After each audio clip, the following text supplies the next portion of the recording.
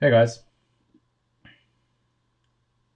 I'm basically just continuing. Sorry, my camera is pointing in the wrong direction. Well, I am basically continuing where we have left off the last time with the Sierra. So we want to make this corner of the strut tower, right? So what our goal is to prevent this from pulling out. And since we need this to have a pivot here, I figured, this would be our best option since it's a pivot and we cannot pull it apart. Okay. In theory, of course. Now I'm thinking on how to attach this part to this. I know how to attach this to this, but this is trickier. So, mm, it's either like that or like that. Mm. And it's gonna be like here.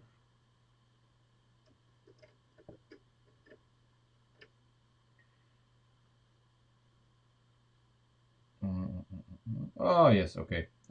Okay, yeah. I have figured it out. Let's do it. So it would be this, then two of these, and on the other side it would be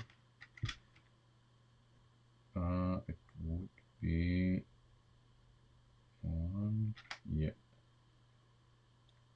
Wait. No, we're gonna use this for reasons. For reasons, we are gonna use this. Okay.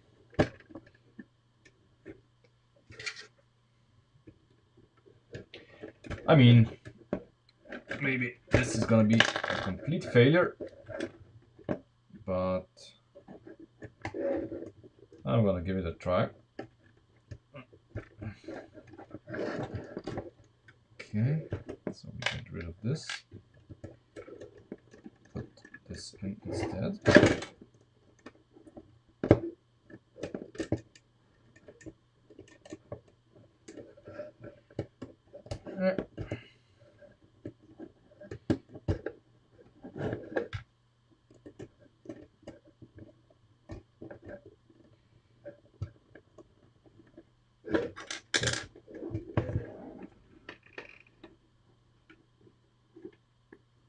What?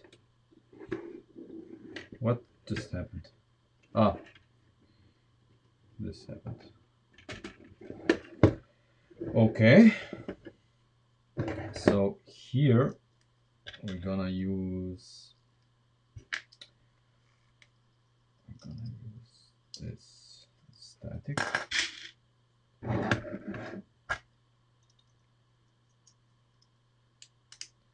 And I want this because this is the only way I can have a pin here instead of an axle. Because as you know, we do not use axles in structural arrangements because axles suck.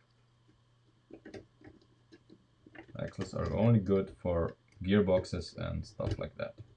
Or and of course, if they go through axle holes, then the story is different. Axles should go through axle holes, not through pin holes.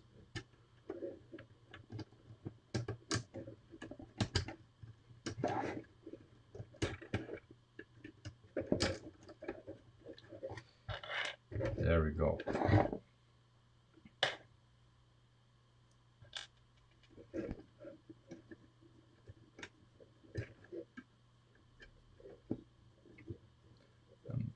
I'm gonna attach it like this, because this, we're gonna pull this out a few times.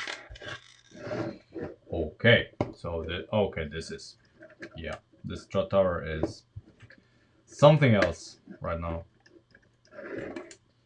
Something completely different. However, there's a problem. You see, now that we have done this, when we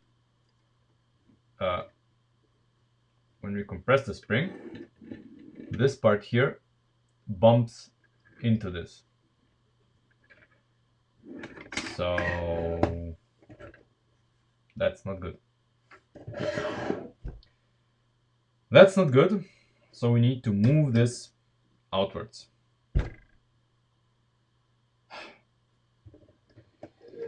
Oh well.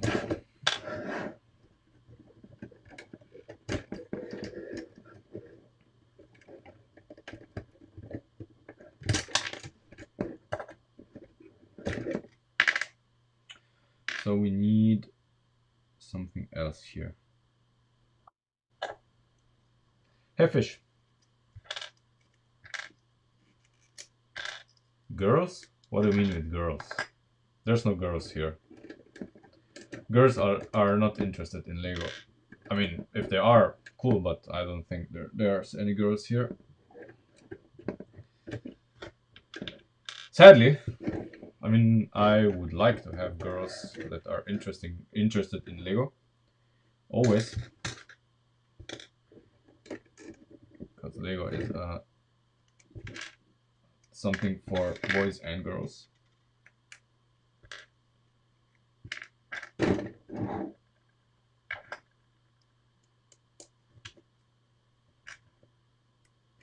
So we revert back to this version. Okay.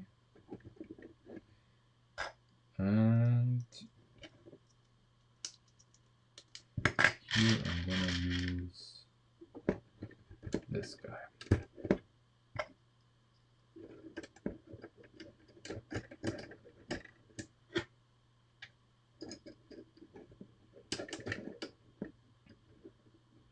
So here we don't have many options. We have to use this, I guess. I have no idea how we are gonna fix this, but I suspect that this is gonna be. Oh God. Yeah, you couldn't see anything. Sorry. Okay, here, you know, now we have this away from the strut. Okay. So our strut can compress again, but I have no idea how to attach this. At least not in a sensible manner. There are of course options. I guess I'm gonna attach it to this side just for now. This is obviously gonna have to change because the bodywork is gonna have come here, and there's not gonna be room for whatever attachment I'm gonna use right now. But you know,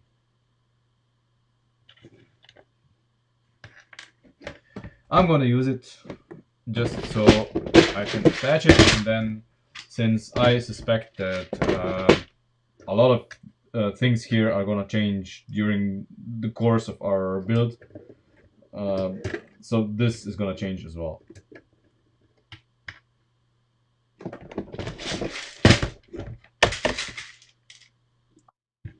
But I guess I could possibly attach this on the underside. That would be maybe better. So I could make an attachment here. Yeah, like that.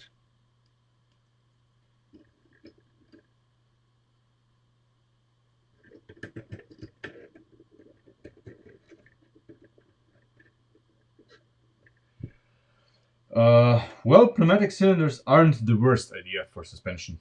Let me say it like this. And the way I see it right now, yeah, we can. There's room for optimization. Yeah, but you know, for now, this is kind of okay.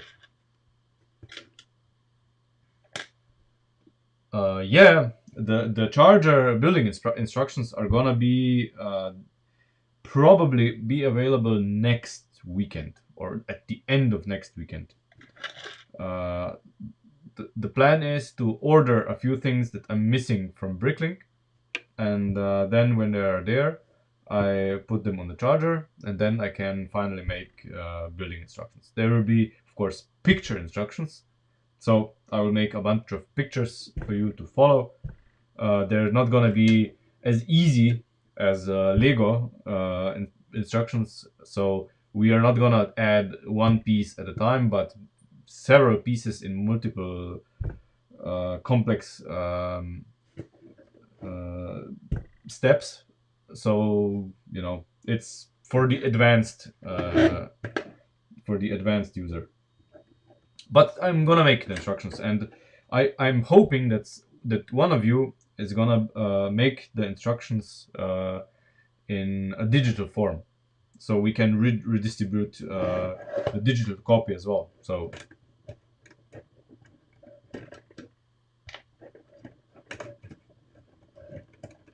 let's repeat what we have on the other side here, and then we can move to the firewall here.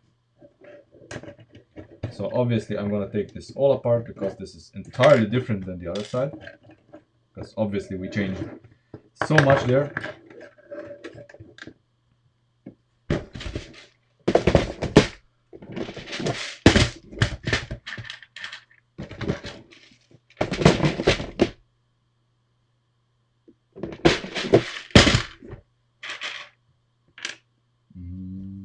Mhm.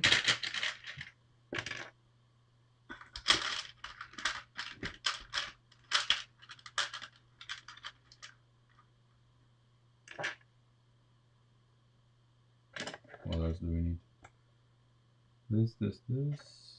We need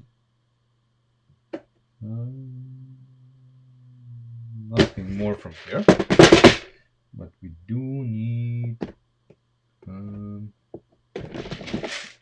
here. We do need something here. These. One. No, we have this one. This. We have that. Oh yeah. Okay. This is needed. Okay, that. Yeah, a whole bunch of stuff is needed.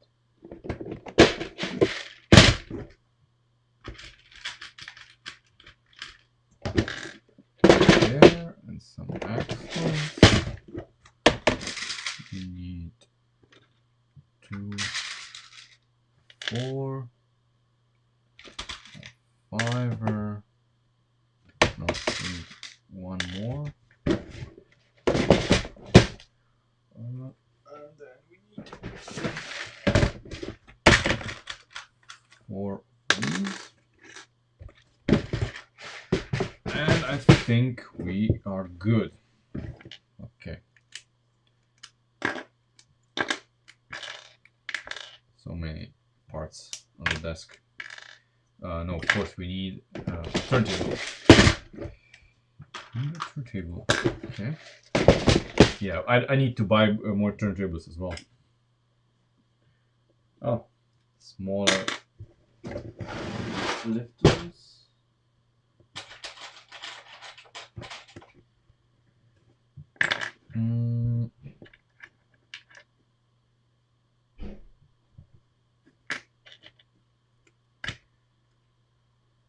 Yes. Ah, of course. Of course. I need this. These.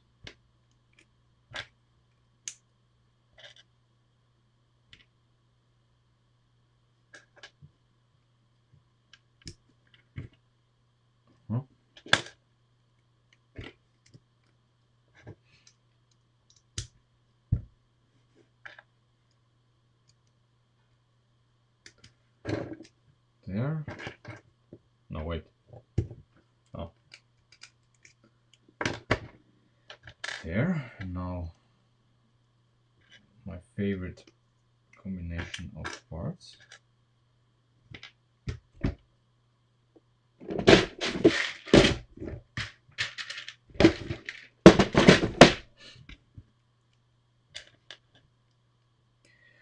I'm actually, to be honest, I'm actually looking forward to see the chargers that people are gonna build. I must admit.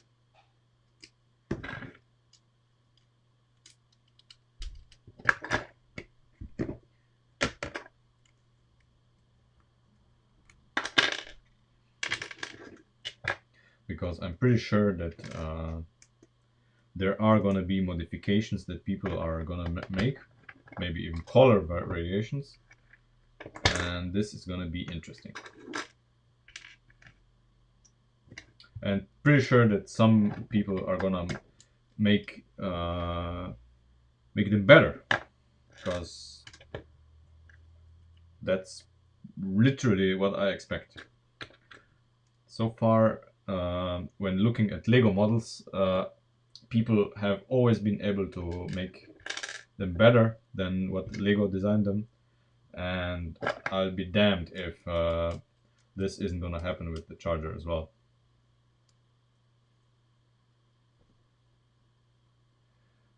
Good question.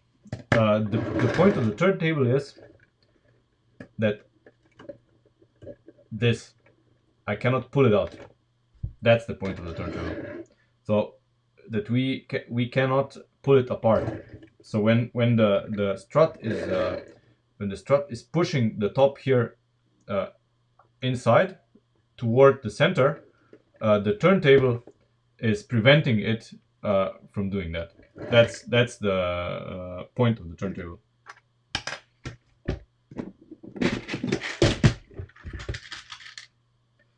Not saying that we're not gonna do it differently along the line, you know.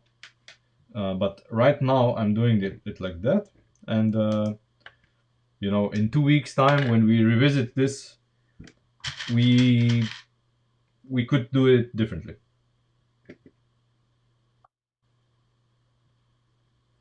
That's the only reason.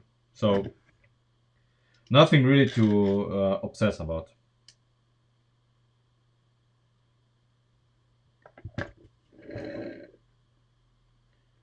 Okay, now we need to change this as well.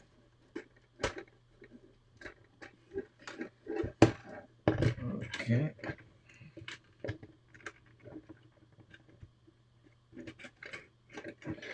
Nothing to get too stressed about. So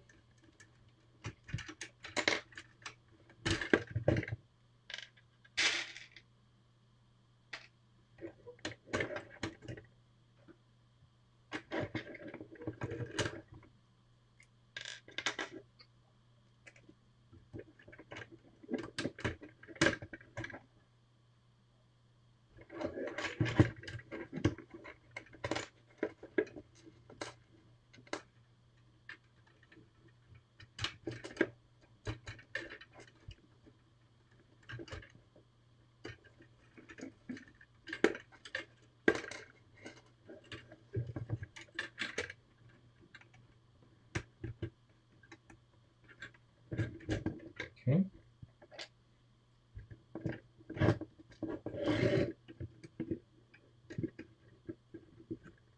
Is it here? I think so. Oh.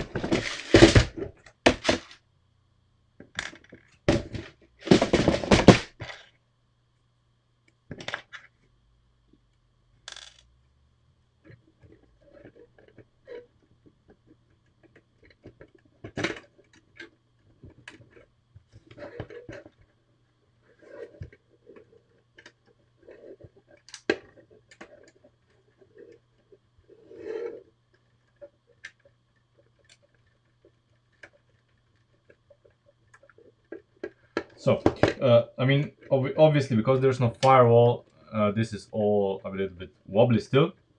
But, you know, we're gonna do the firewall now.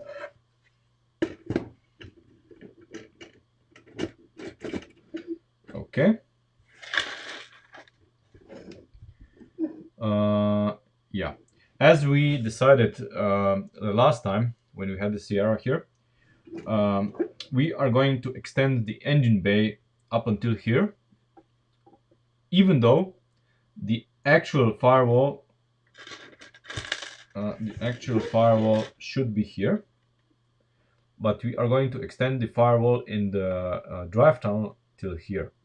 So basically, what's going to happen is the the line of the front window, so the edge of the front window is going to be here, but the engine bay is gonna go under the front window. So, you know, we are gonna have a little cavity here under the front window, which isn't gonna affect the driver's position or the driver's legs at all. It's not even gonna be visible inside of the car. The only thing that's gonna allow us to have engines that are longer. So, like an inline three, or more more motors stacked one after another. It just gives us that little more wiggle room. And if we decide we can move the engine more to the front, so into this area, whatever. I mean, there's so much room that it's really irrelevant. But since the Sierra is gonna replace the Mustang as the LP Power engine testbed, we need to think about having room for activities here. So yeah, and of course, McPherson a McPherson setup is ideal for large engine bays, because everything is really spread apart, and we don't have upper wishbones that would somehow be in the way of things. Yeah, and in a double wishbone, the springs would be inevitably there would be closer to the center of the car. So this is really an ideal arrangement for having as much space as possible here, because nothing is interfering. It's just the lower suspension bridge, and then there's nothing else in here. Okay, so since the firewall is going to be here, and we said that the actual line of the firewall is going to be 10 studs away from the center of the axle. So this is like 9 studs. So 1 stud more. So the actual firewall, well, 1 stud more, but it's actually 10 studs away from this. So the actual firewall is here. Let's mark it like that. So the visible firewall. The visible firewall should go there. So there is gonna be the door seam. The well, as far as I can see on the blueprints. On the blueprints, this is where the panel gap between the door and the fender is. Yeah. So that's basically the visual marker where we need to draw a line. So, however, as we said, we are going to go further. The actual line where the engine stops is going to be here. So we have basically 2 firewalls. One is here, one is there. Let me stretch to get some of the panels. Let's see what we can make. So obviously this one is way too large.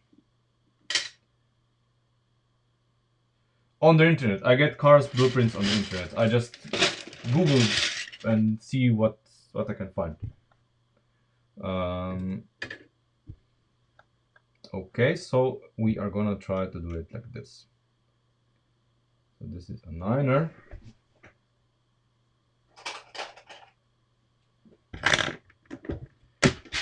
It's gonna change in the future, but for now I'm gonna improvise a structure with this.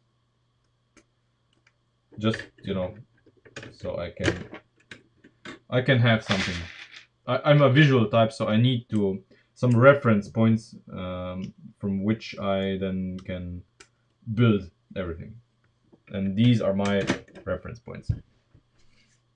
So in between here, in between this and this, we need to wiggle in our steering rack, and we have to position it somehow. I don't know how, where it needs to be, but thereabouts, somewhere here. We're probably gonna do a cardan joint here, where it goes into the cabin. That's kind of the logical place for it.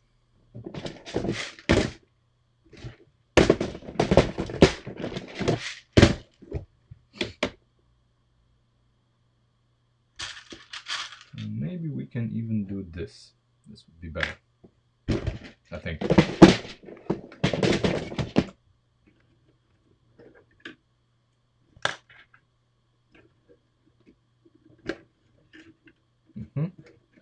So this is a tenor. We can possibly go with an 8. Let's see, 8 or 9.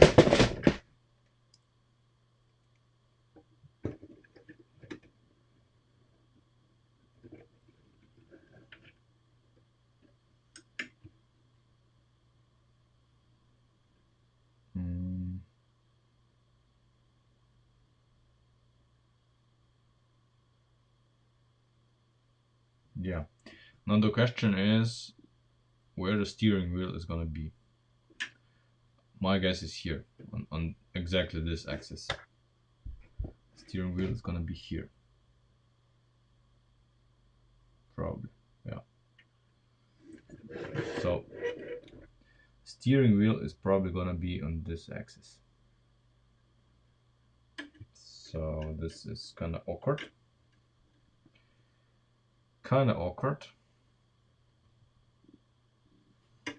Because of this, of course. Obviously, something needs to destroy our plans. Where else? I mean, yeah, this would be much easier if this was not there. Yeah, I mean, I knew this would be a problem before I started this. So, yeah. Something needs to be done about this. Let's see. How could we do this so that this would be just, I mean, this would not interfere here.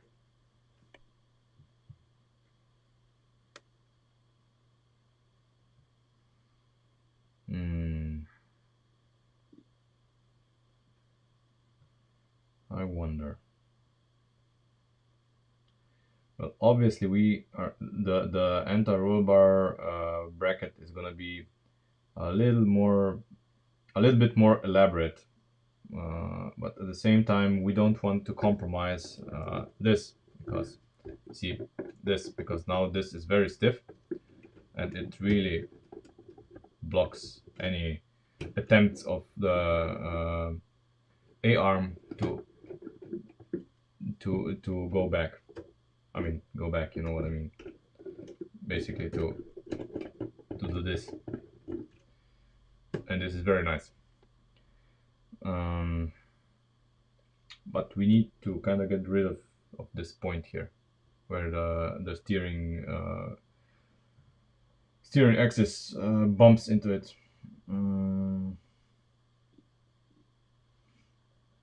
So I'm thinking of doing. Basically, we're gonna omit this part, and we're gonna make a bracket from here, here. Well, we could anchor it here, and go here, and down.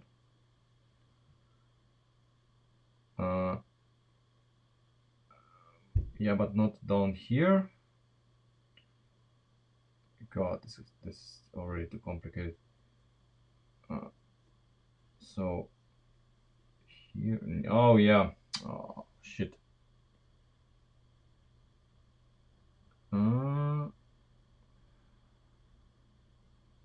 And why is this always so complicated?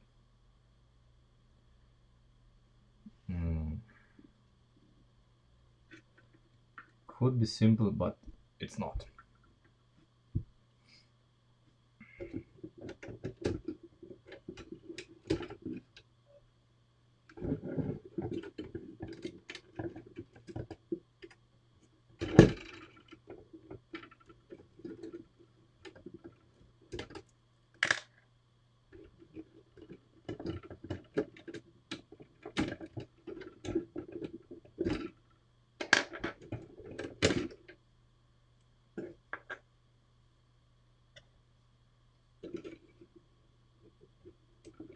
Okay, so without this in place, this has room to go wherever it wants. But you see, the axle for the steering goes exactly where our attachment for the bracket is. So we have, well, basically it goes, and not exactly in the middle, but it needs what? Yeah, it needs all the space it can get. Okay, this guy can stay. This guy can stay. This guy has to go, and we're gonna do something. We attach something here on this. Okay, and we have basically, yeah, like that. So we're gonna have a force stud axis. Force stud. This.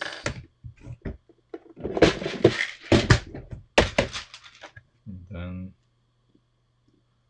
this and this. So basically, oh wait. Ah, of course.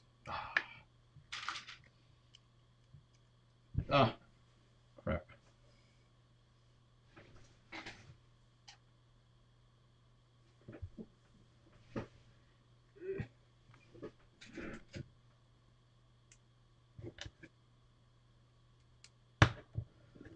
This is gonna be our bracket.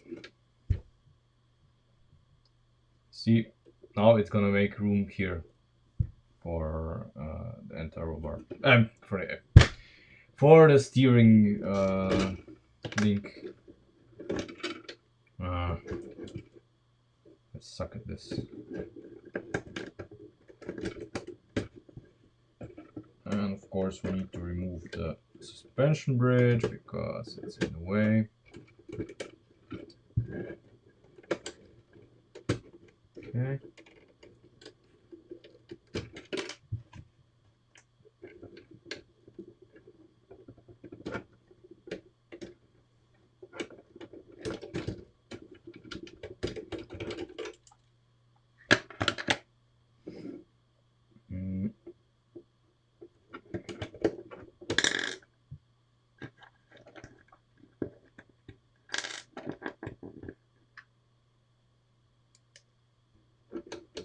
I don't know.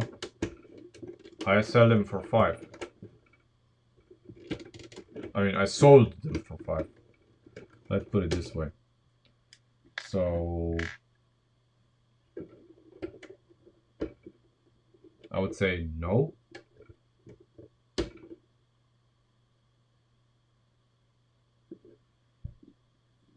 Okay, problem. Problem. Exactly. I mean, watch the previous stream and do it yourself. What's the problem? It's really not no rocket science. And I would never pay $12, 12 euros for or $12 for a modified switch. A switch costs, I don't know, between, depends on where you buy it, how many you buy. Let's say €2 at most. Everything else is just work. Yeah, exactly.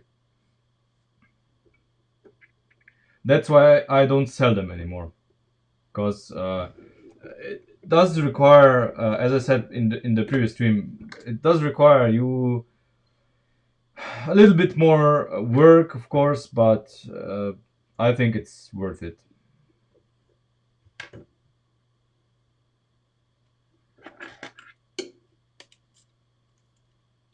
And $12 for a modified switch is a lot, if you ask me.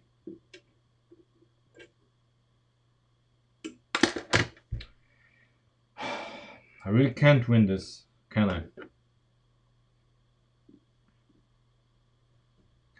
I mean, we already pinhole, axle hole, pinhole. This is not a scenario I like. Not a scenario I like at all. But we do need this area to be free. So what else can we do?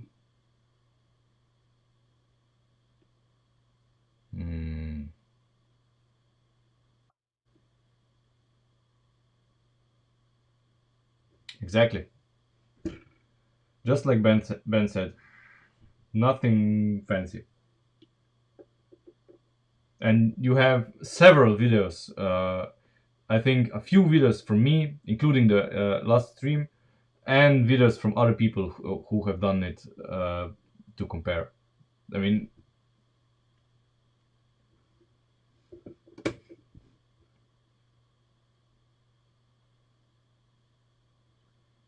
no need to pay $12 for one switch.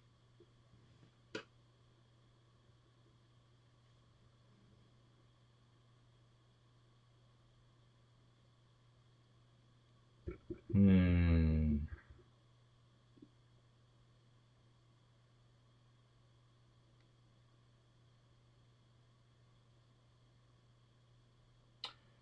Ah, yes. Okay. That's how we're gonna do it. That's how we're gonna do it. Why would we anchor this here if we can anchor it like that? Very simple.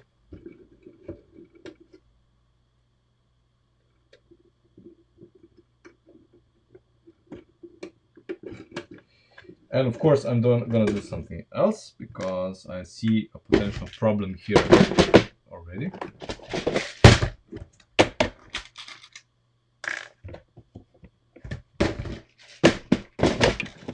And I'm gonna use a fiber here.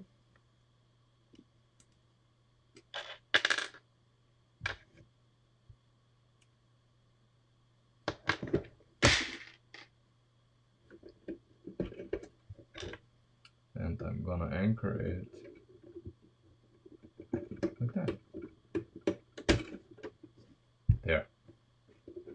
Now this is gonna be sturdy as fuck. And of course, because of symmetry's sake, we need to do both sides.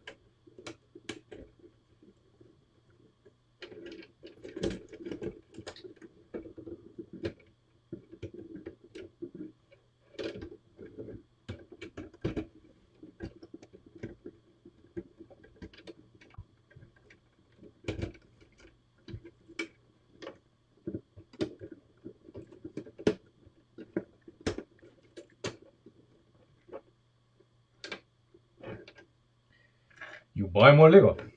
That's the only sensible way to go. Buying more Lego is always like how I can test the anti-roll bar. The effect is limited, but yeah, that's why there's not so much stress on the links, but I'm fine with that because the effect of because the effect of the triangulation is big, and that's exactly what we want. Okay.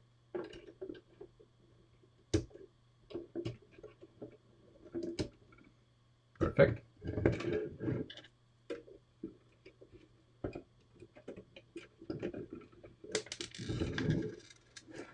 If there is something you cannot have enough in life, it's Lego. You always need more.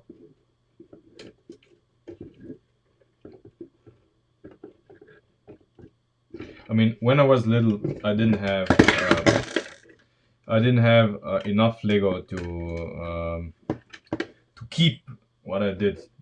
So I always had to dismantle a model to build a new one. But now I don't have to.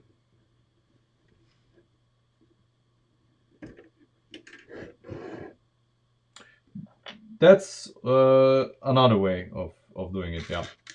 That's also a possibility.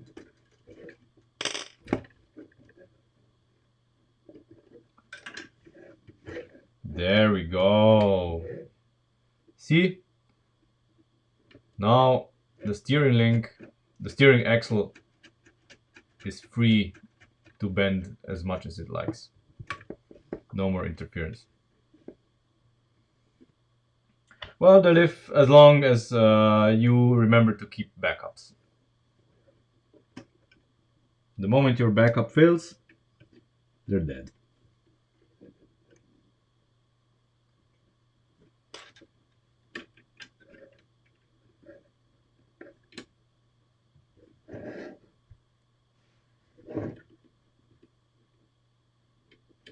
Hmm?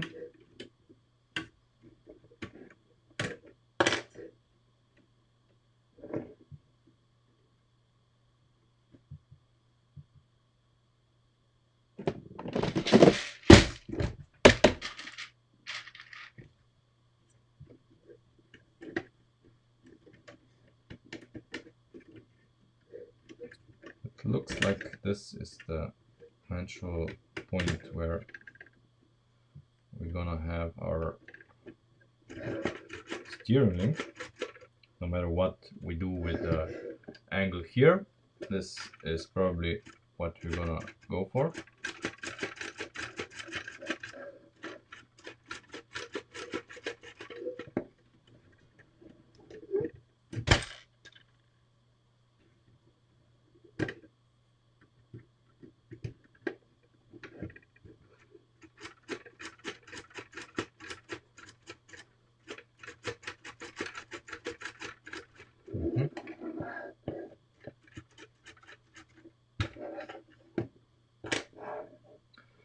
I mean, I'm not sure if this should be further out. It's gonna be kind of hard sell because then we need to change this. Well, basically move this. Well, I mean, we probably should move this the outside, since this is the outer part. This is gonna be well, it's gonna be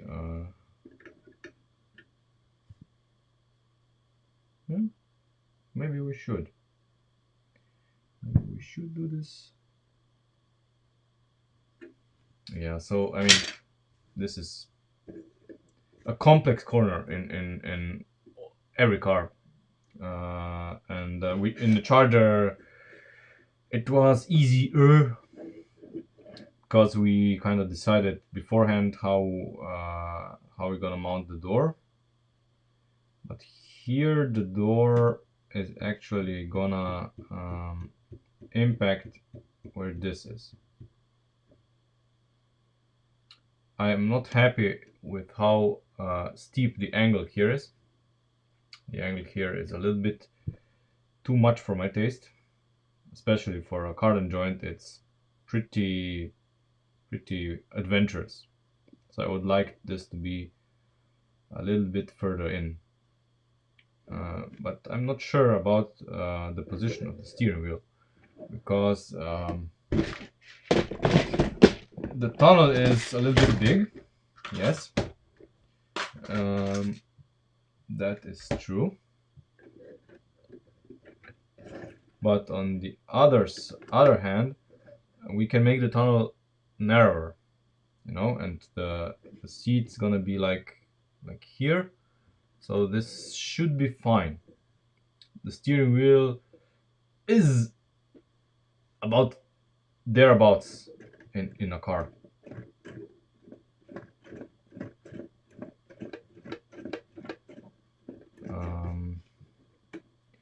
VW Beetle fan.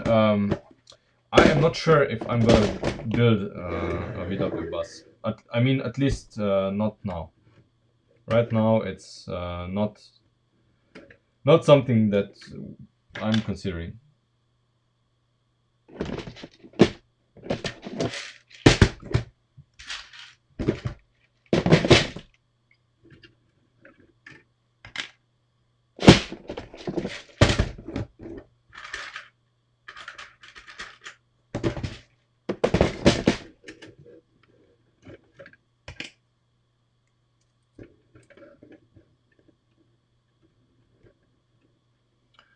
So yeah, this would be a much better angle.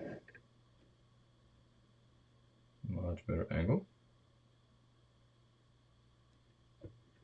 We need to make an attachment for it here.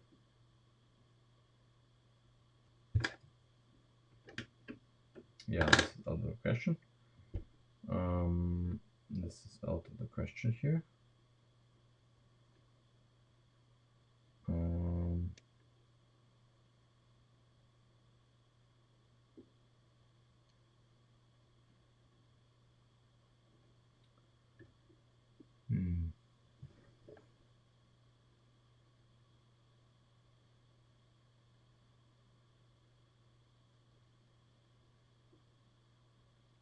So 1, 2, and then up. 1, 2, and then up.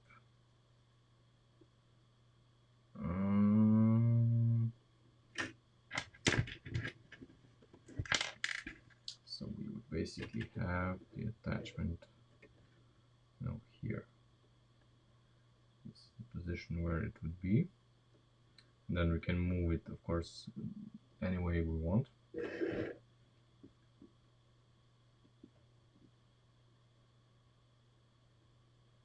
And it's exactly on the firewall.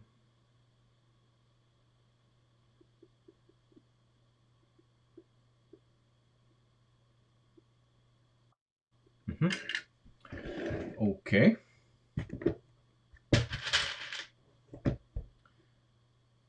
So what we can do for now,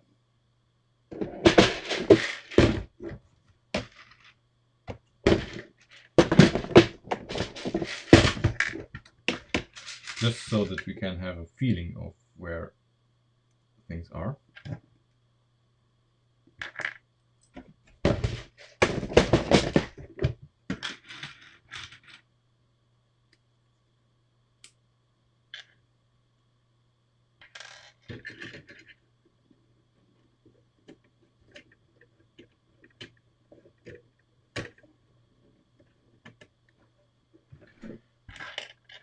Well, I buy my parts from Bricklink. That's how I get them. I buy everything on Bricklink. And yeah, I mean, that's it. Okay, the steering wheel is gonna be, yeah, much higher. So we need to move this. It's gonna have to be, yeah, somewhere here.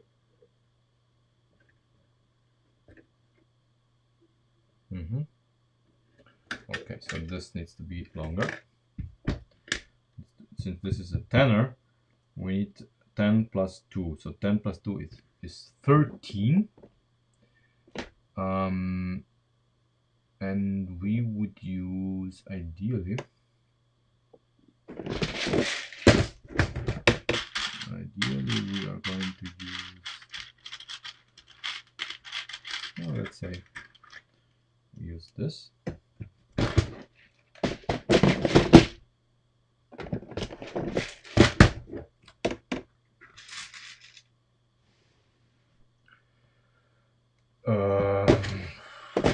Yeah, everything's possible. It all depends on execution. I would do a realistic panhard. Wait, what the fuck? I would do a realistic panhard probably with. Where did I go wrong? Probably with Bionicle balls. With Bionicle stuff, everything is better.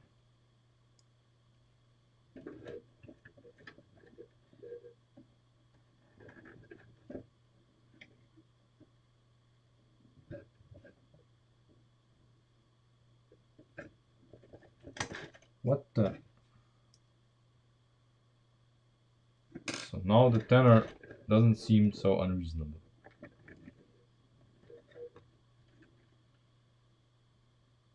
Okay.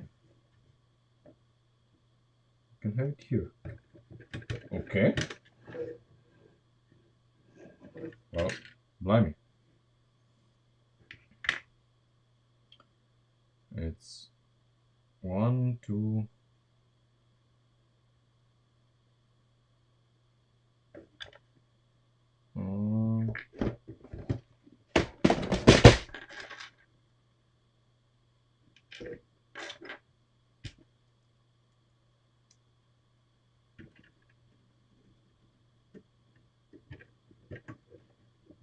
Well, Bricklink is basically a collection of small shops from independent people. So I don't know.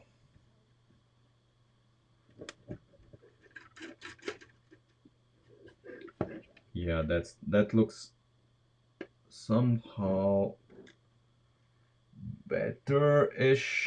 Yeah, but it's this is too steep. This needs to be shallower. So this joint here needs to be closer to the actual firewall. I mean, close to the actual firewall. It is on the firewall, but it needs to be further away. So it needs to be like here. Yeah, then it's gonna be more realistic.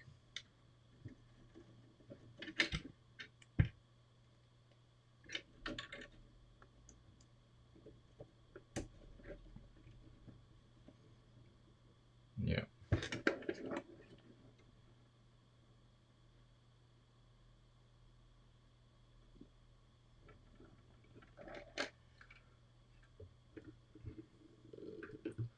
So this would be a more realistic steering geometry, if you ask me.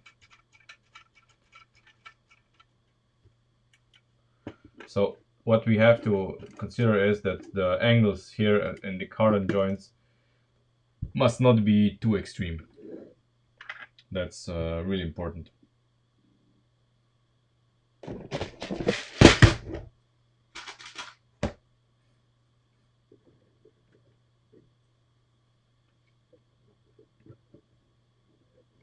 Yeah, so the steering wheel would be somewhere here.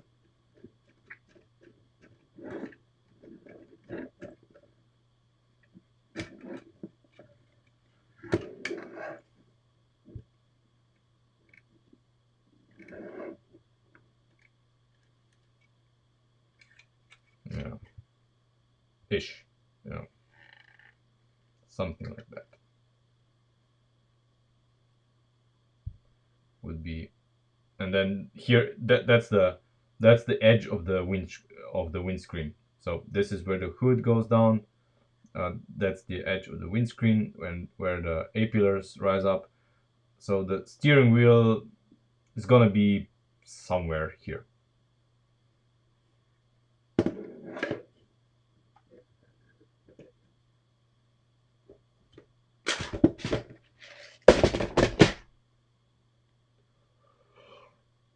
Oh, sorry. I'm a little bit tired today. It was a long, hard day. Okay.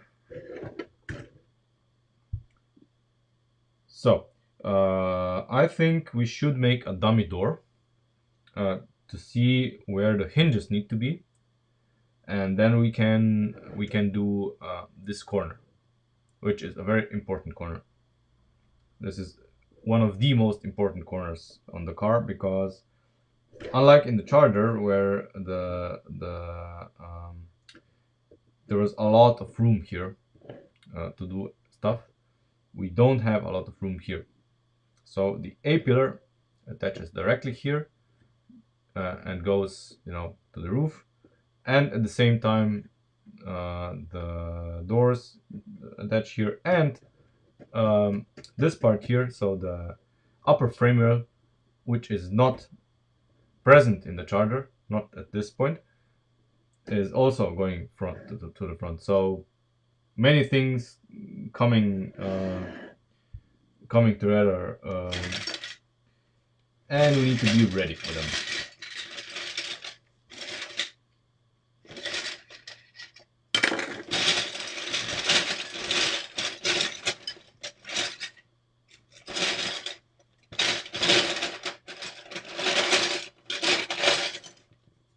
So obviously I don't have many panels left.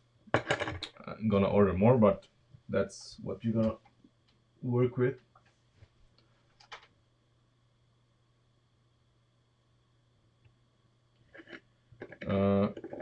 So the hinges, as we said before, need to be one stud further inward.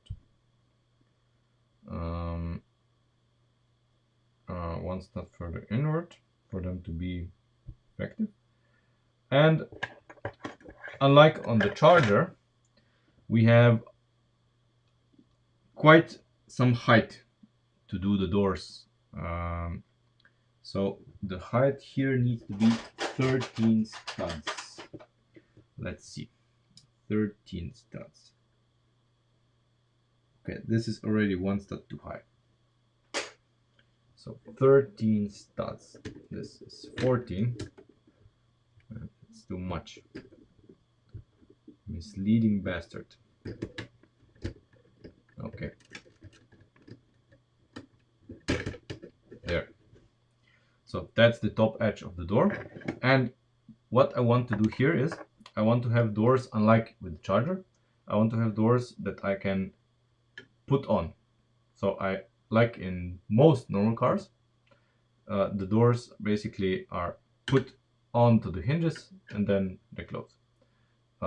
There are, of course, other options, but usually it's like this. It's simpler. So you basically have pins looking up, and then you just put the door on. That's what I would like to do here. So we are basically going to put the door on like that. And as we said before, our gap is gonna be, so this is a 9er, 10er here. Here is the gap that we need to aim for. This is the gap where the doors are sitting. And the hinge is gonna be here. Yeah, you cannot, it's not easy to see from where you are because the angles here suck a little bit.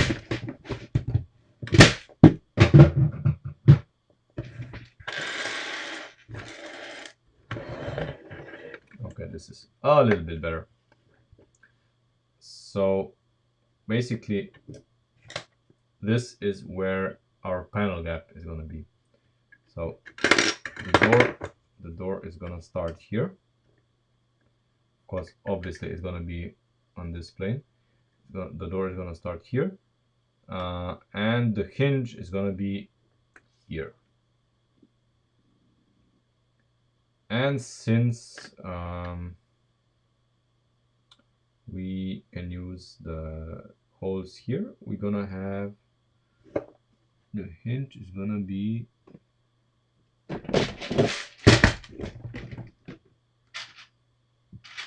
at least on the door, it's gonna be these. These are gonna be our hinges.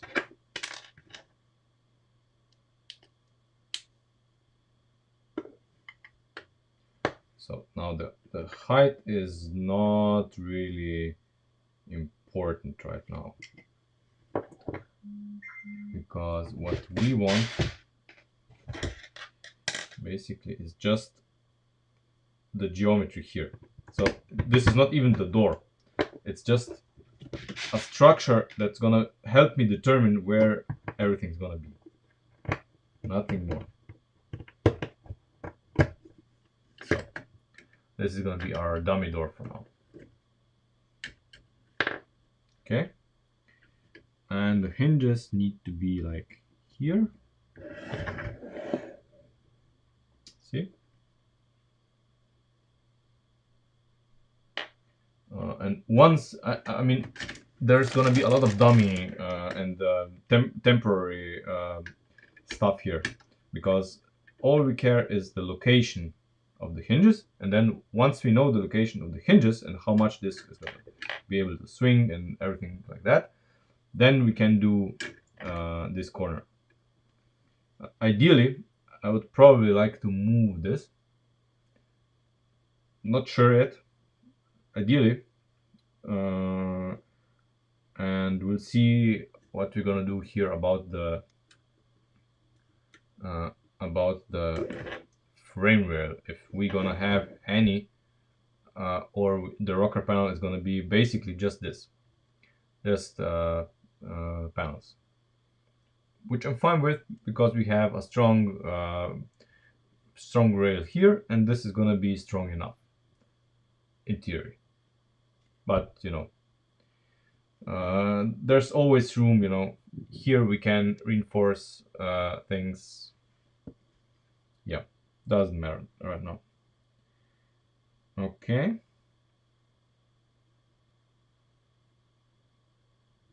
so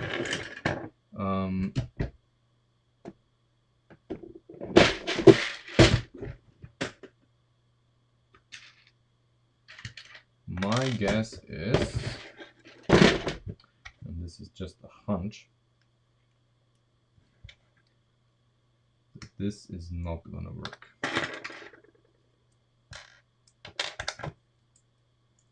But I could be wrong. So if we have a door hinge like this,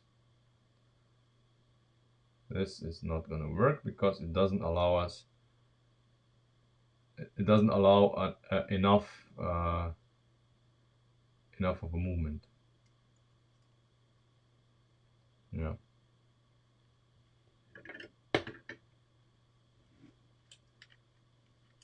Would be nice. Would be nice, but no. This is not gonna happen. But I'm gonna abuse it, just so I get a sense of where it needs to be, and so my mind can work on a solution on how it could be. So basically, this is where we want. No, this is not where we want the hinge to be. Not at all. We want the hinge to be here, like that ish, of course, somewhere here, and then this would attach. But of course, if we have everything like this, then this isn't the limiting factor. It's the entire thing. Okay, hold on. Make this a little bit more sturdy.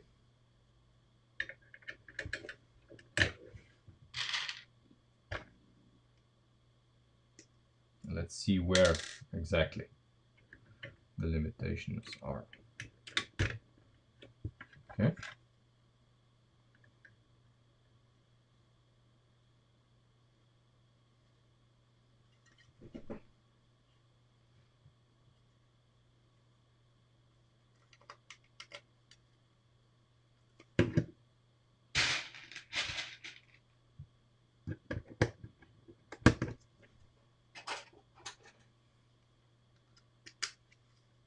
Okay.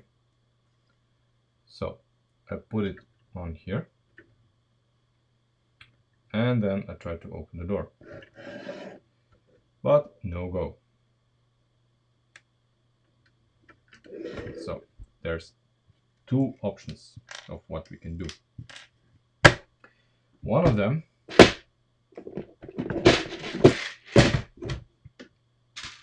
could be this.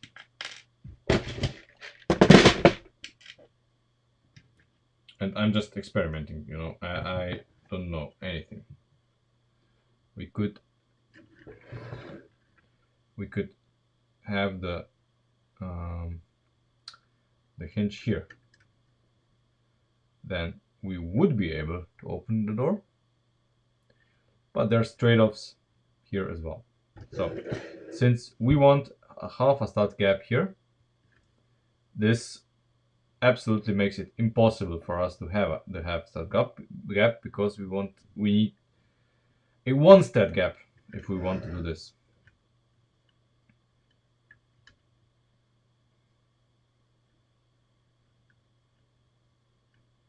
So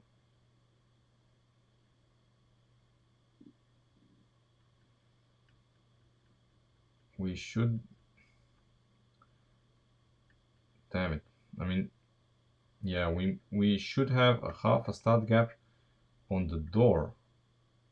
Or let me check on the charger. How did we solve this in the charger? I forgot.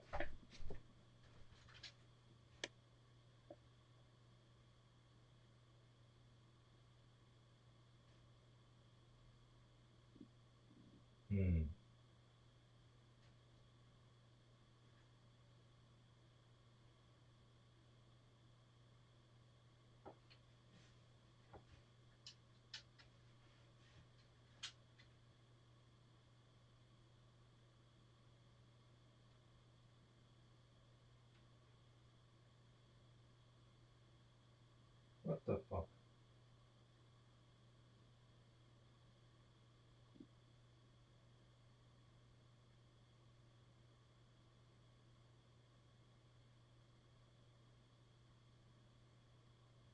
I don't get it.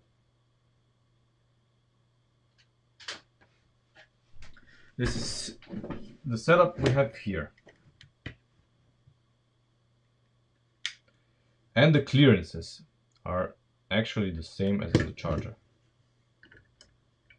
Okay? But we can go just up until here. Why? I mean, the charger has the hinges on the charger allow this to flex a little bit. But this isn't the main solution. What the main solution is, I actually don't know. But I think, yeah, I mean, I don't know. I do know what the problem is.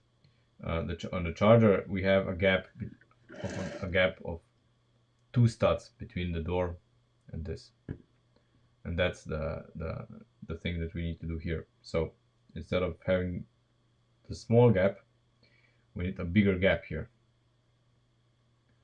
So yeah, we need 2 studs instead of 1 stud.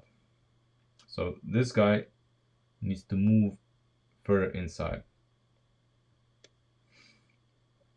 If, of course, we're gonna have this at all.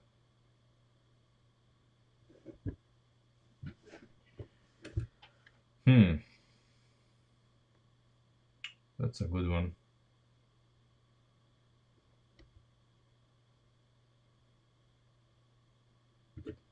So the A pillar, basically the A pillar thingy, needs to be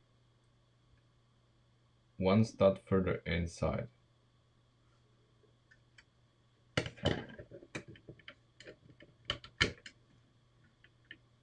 So it needs to be here.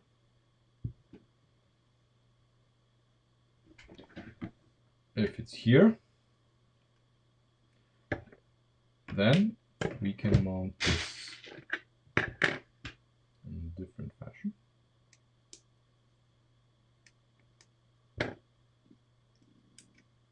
We can mount it like this. I'm just gonna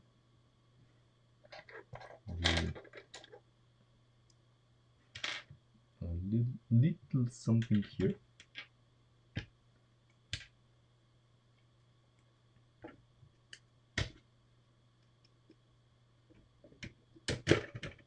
Just so this is sturdy.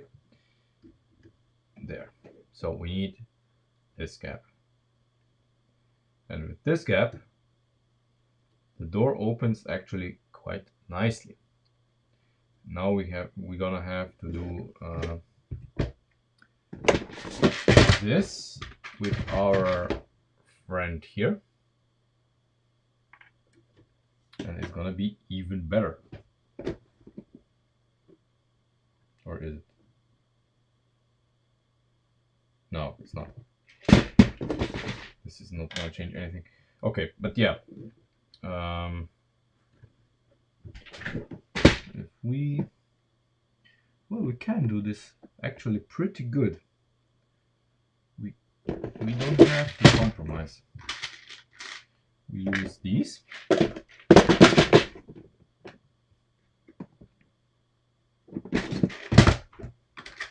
And we use this. And for the sake of our experiment here, because we're not building the final product yet, just geometry, we're gonna use this, this. Okay, now we're gonna insert this like that. It's just gonna be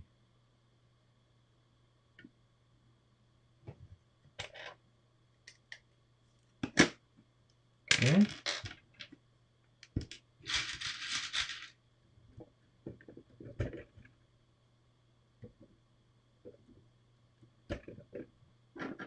Okay. Okay. Who would have thought? Door opens nicely. Door opens pretty nicely. Now let's do this part here so we can see how it interacts with the fender.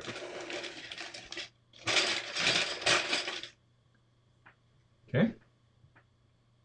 So we have a dummy fender.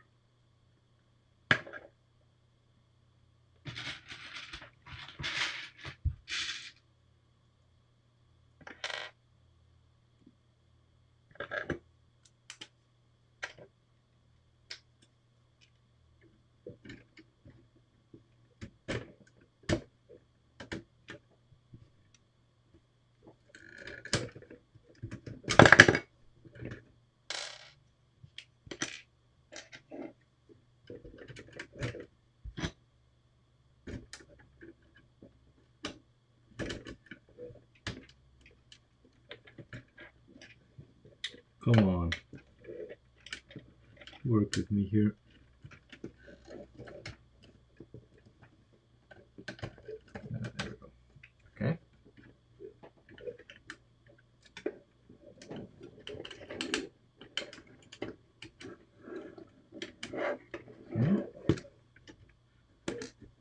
There we go.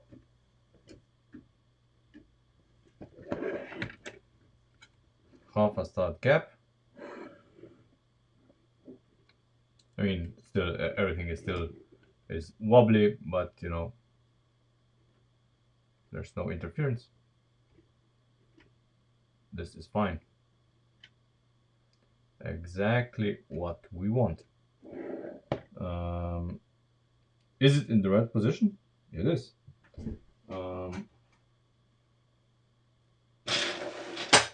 So we could test this.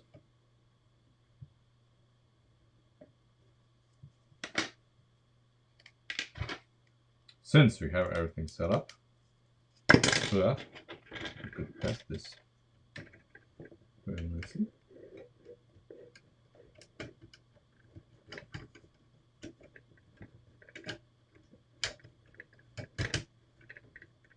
Okay. Let's see if the fender is in the middle of everything.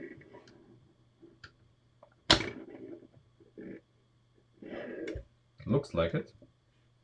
Yep. So the fender is in the right position.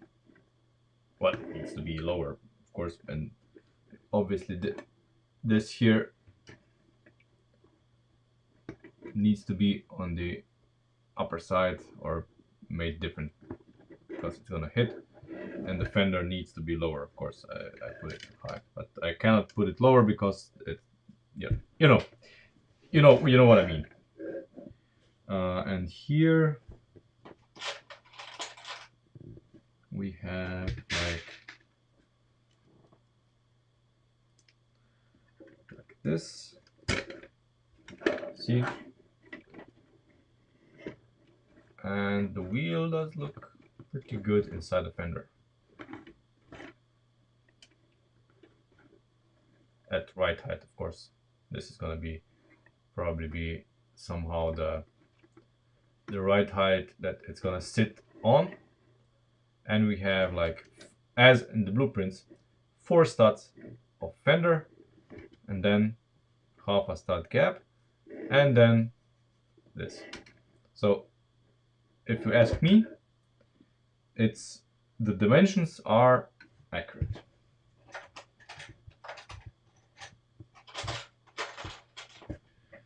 I'm just gonna install this as well.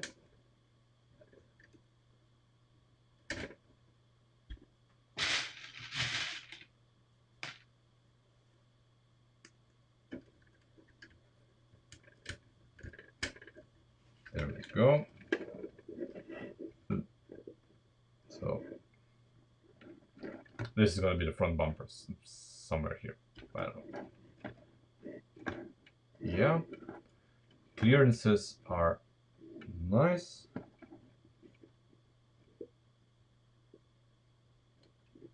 Let's see. There's a slight issue here. Good that we explored it. So the wheel is not in the center of the fender. Rather, the gap here is bigger than the gap here. Okay? And that's not good.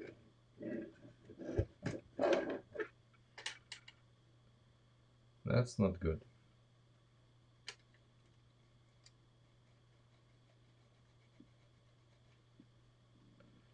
Okay, obviously we have some work to do.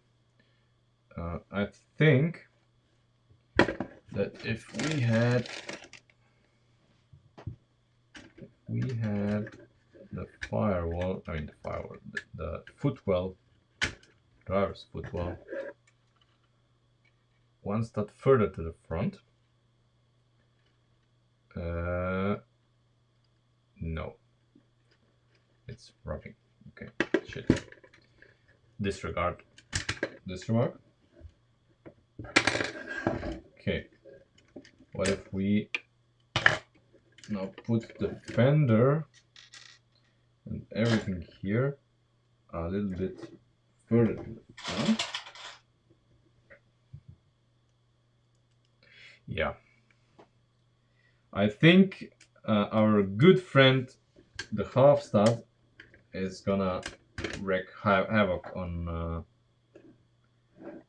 us again. But let's see. Not that I'm terribly surprised, you know. Not that I'm terribly surprised. But you know, would be too good to be true. Yeah.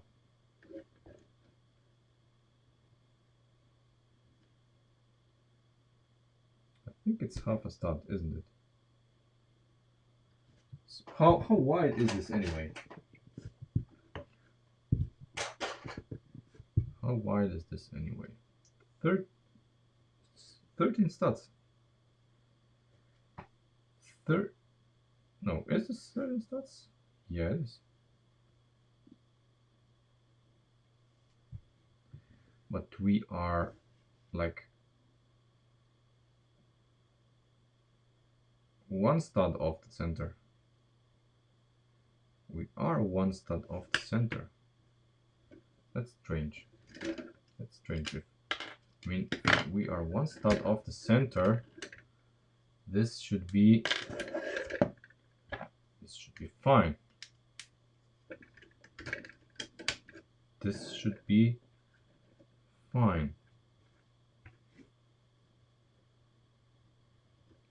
Now we are, so we have a 13 stud gap here.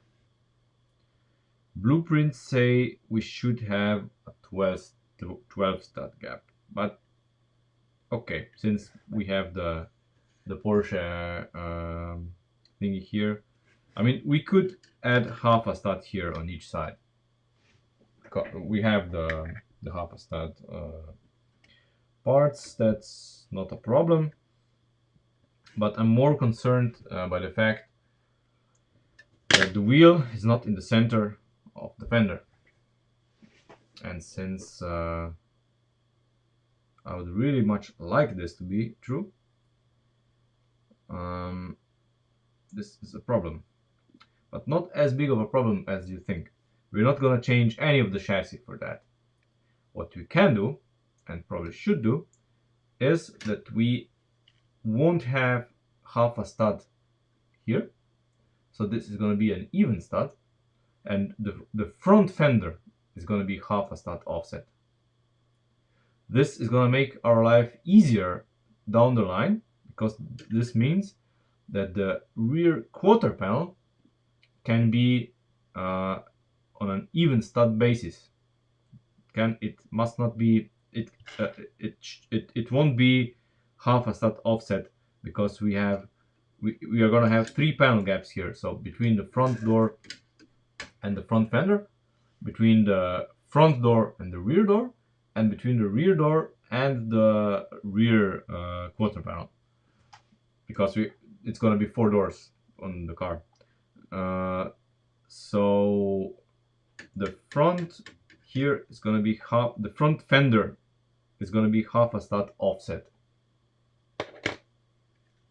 and this should give us then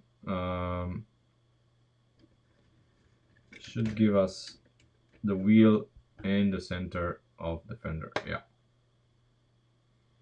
should give us what we want.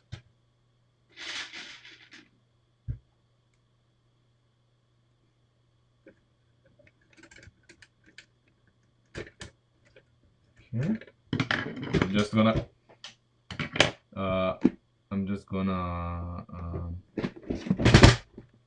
well, not eyeball it, I'm gonna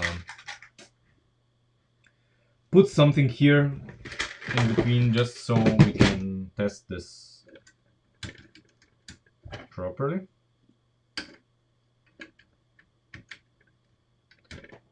There. And then we need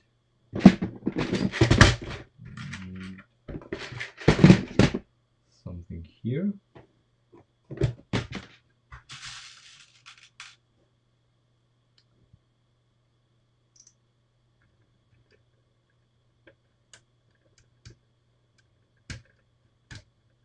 There.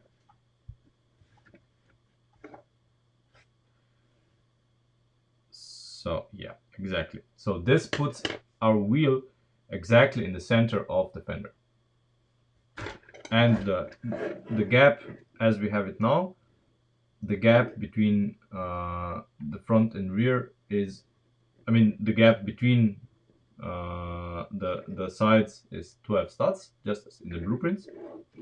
There's no problem in steering, of course. Nothing is interfering. The wheel is not binding on any side. This is gonna be one stud lower once finished. Of course, I mean, one stud lower. I don't know. I have the dimensions in the blueprints, so I know exactly where the fender line needs to be. I'm too lazy to look it up, but you know. But yeah, the fender is in the middle, and that's exactly what we're gonna do. So these guys can be now basically without the half a stud offset here, which is gonna make mounting the door and making the A-pillar actually easier. This can make the A-pillar structure much smoother. Yeah. And the fender is not big anyway. It's gonna be its own unit that's gonna just mount on the car. Like in the real car, it's gonna be removable, the front fender. It's of course much simpler than in the Charger. In the Charger we had, you know, the flex stuff, and the fender actually cannot be as a unit detachable from the car. But here everything is gonna be really, you know, a stud connection, so the fender is gonna be really removable. Yeah, that's the plan. So yeah, great. Okay, now that we know that, we can remove our dummy fender. We're not gonna dismantle it because now that we know where it needs to be, we're probably gonna still have use for it. Okay, so we don't have to change anything on the except of this part, anything on the main McPherson setup and frame rates and that, which is great. I wasn't really looking forward to this when I realized, oh my god, we have half a stud offset again. So yeah, but now we have to deal with this. So we know exactly where these guys need to be. They need to be one stud further to the front, so exactly in the middle here. That's where they need to be, and that's good. At the same time, we know exactly where the A-pillar needs to go up. So the A-pillar ascends, if I can use this word. Well, like in a real car, since this is the edge of this is going to be the edge of the door here, and the A-pillar is, well, here. A-pillar is exactly in the front of the door. That's where it's rising up. But we are gonna have this as well. So since it's a Sierra, it's gonna have this as well. One stud lower, of course, than it's now. And this is gonna be the door. So that's the full height of the door. That's the full height of the Sierra door. As is. Well, not it. This is not how we're gonna do it, but that's the height.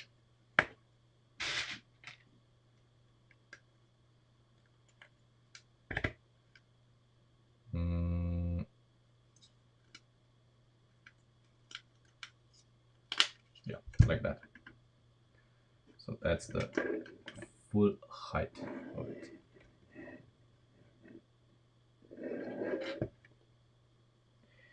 Okay. So ideally, I would like this to be a little bit higher up. So we would have our door hinges here. So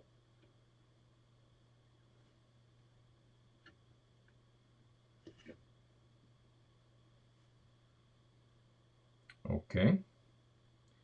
And ideally, I would like the door itself. So, I mean the door. This part here, I would like it to end here. So one stud shorter than this. Or even we would end it exactly where the hinges are.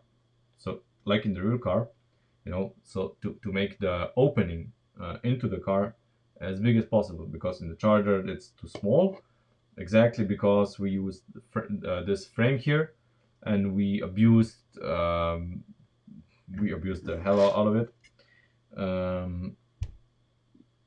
Yeah, and at the same time we need to make sure that well, the door is heavy and it can twist these out. So if we make them right on the edge of, let's say, this, so if this is the part of the frame and this is these are the hinges, we cannot mount them simply to this because they are gonna be pulled out, and we are not gonna use this method. We cannot use this method as well because obviously this is not gonna work. It's gonna limit the opening of the door too much. So this would limit the angle quite significantly. I think the rear car door opens more than that. Could be wrong, but I think this is 45 degrees. And a real car door opens way more, I think.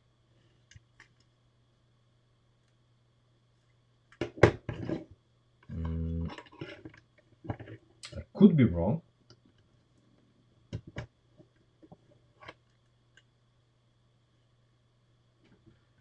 Could be wrong, but I think this is not enough. The door should open at least like that. So a couple of degrees more. That's why we cannot use these.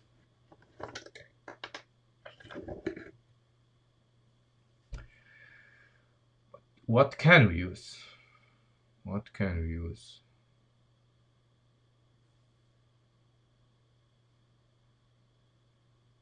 Well, in the extreme case, we actually have to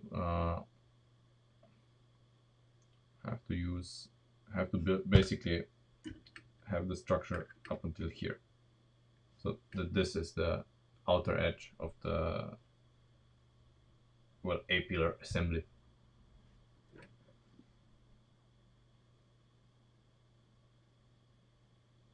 Yeah.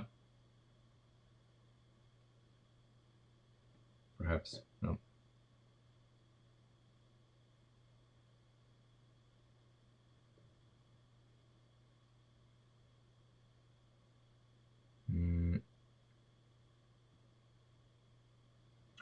Okay, so now that we know all of this,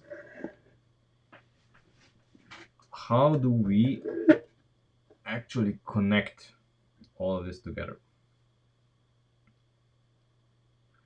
Obviously, I want more room for the A-pillar here, so I need to move this inward.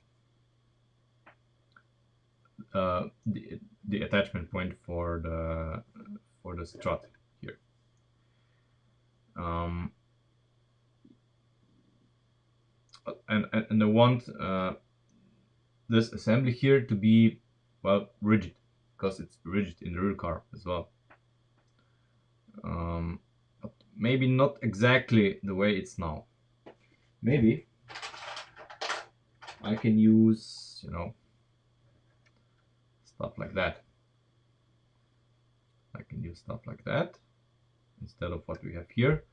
First, to simplify it in parts, and yeah, first to simplify it in parts, and then I can move this rail one step inwards, and then we already see that we cannot use the turntable arrangement here. I mean, it was obvious that that's not gonna be the final solution, but this needs to be greatly simplified somehow. Yeah, I mean, I would love to have the main structure of the strut be squared, so not angled back like we have here. But this is really not gonna work with the attachment of the struts. So we have to, well, think of this part differently. Because if we have this squared, as mentioned before, we cannot have this part here in this position. We would need to have like one stud more meat here in the engine bay, and we absolutely do not want that.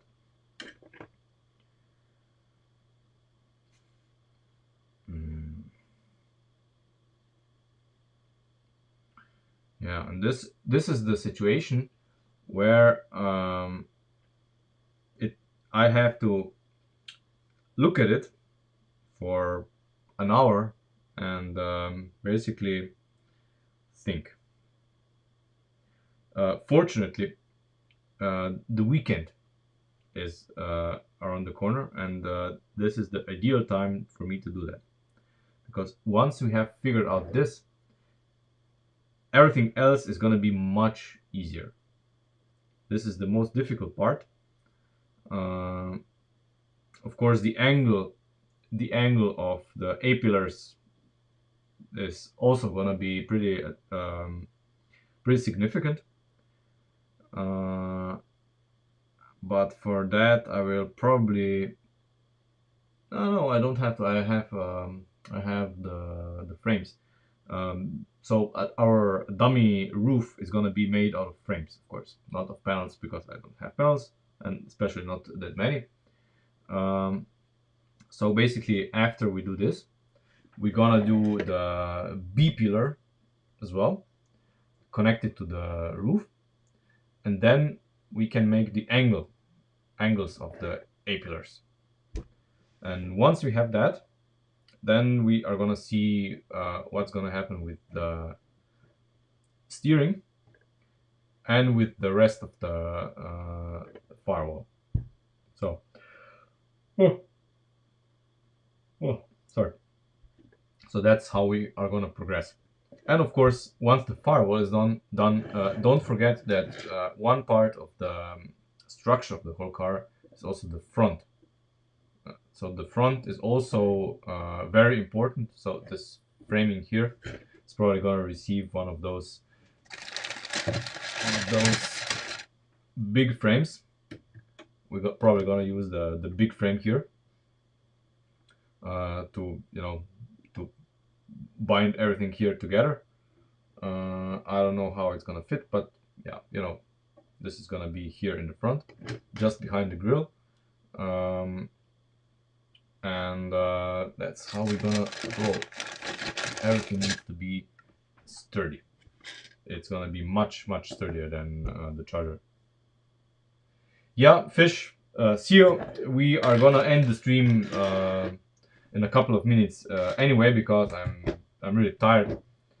I'm more tired than I thought I would be. It was a long, tiring day. So let's recap. So the fender is gonna be the part that's gonna be offset by half a stud. Then the driver's side door is gonna be squared, so it's gonna be on stud. Passenger side door is gonna be offset half a stud, and then the rear quarter panel is gonna be again on stud. So that's how we're gonna progress with the panels. So the front fender and the passenger side door. So and the rear door are the easy parts. That's gonna be offset by half a stud. So that's gonna be pretty well, pretty easy. It's gonna be easier than the rest. Um, the wheel is now in the center of the fender, which is nice. Um, I'm gonna do this part over the weekend, and once we have this, the B pillar, and everything here done, we move to the rear suspension. We can work on it before, but I would really like to have, you know, the resemblance of the floor and this, because that way we are gonna know, well, better where we can attach the rear suspension to our existing, well, structure. And of course, I need to find a way to solve this.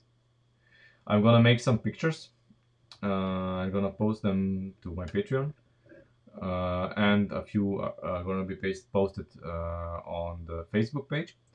And I actually would like you to help me a little bit. If anybody has ideas on how to make this better, how to solve the attachment for the strut towers, please, you can contact me on Facebook, on Instagram, wherever. Do share your ideas. I would like to hear them. Would make my life easier because, like in the charger, suggestions from you guys have helped the progression of the car a lot. And over the weekend, of course, I'm gonna think about that, and hopefully on Monday I'm gonna present you with a more well, let's say with a smarter version of this, and possibly we're gonna have an A pillar here that's gonna be usable. So yeah, let's wrap the stream for today. I think I mean, conceptually, we actually done a lot, despite our limited time. We know that the front end is good. The position of all of the elements is good. We determined where the fender is, where the door is, how the door opens, everything. I think this is fine. And we continue on Monday, of course. In the meantime, have a nice weekend. Follow me, of course, on all of the social media. I'm looking forward to some suggestions if you have any for what we discussed. Do see if you can support me on Patreon, because, you know, every euro counts, and Lego is expensive. Yeah, and that's it. Thanks for watching, and I see you on Monday.